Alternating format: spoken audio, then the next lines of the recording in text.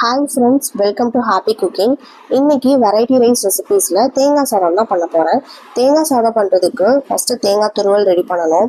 அதுக்கு 1 கப் ரைஸுக்கு 1 கப் தேங்காய் துருவல் தேவைப்படும்.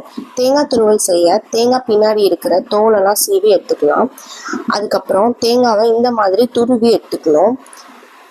தேங்காய் துருவல் இந்த பக்குவத்தில் இருந்தால் தான் தேங்காய் சாதத்துக்கு ரொம்ப நல்லாயிருக்கும். தேங்காய் சாதம் கிளறதுக்கு இப்போ அடுப்பில் ஒரு பேன் வச்சுட்டு அதில் 2 ஸ்பூன் கீ சேர்த்துட்டு அது கூடவே கொஞ்சமாக ஆயிலும் விட்டுக்கலாம். ஆயில் நல்லா சூடான உடனேயும் அதில் கடலைப்பருப்பு, உளுந்தம்பருப்பு, ஒரு 4-5 முந்திரி சேர்த்து நல்லா பொன்னிறமாக வறுத்துக்கணும்.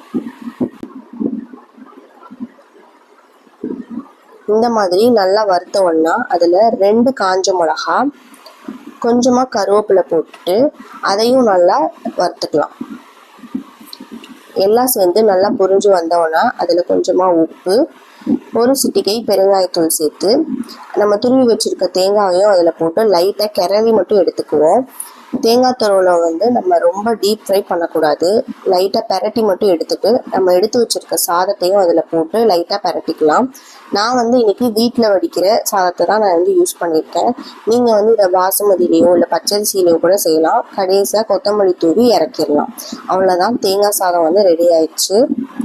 இந்த ரெசிபி உங்களுக்கு பிடிச்சிருந்துச்சுன்னா like, share, comment and subscribe பண்ணிடுங்க.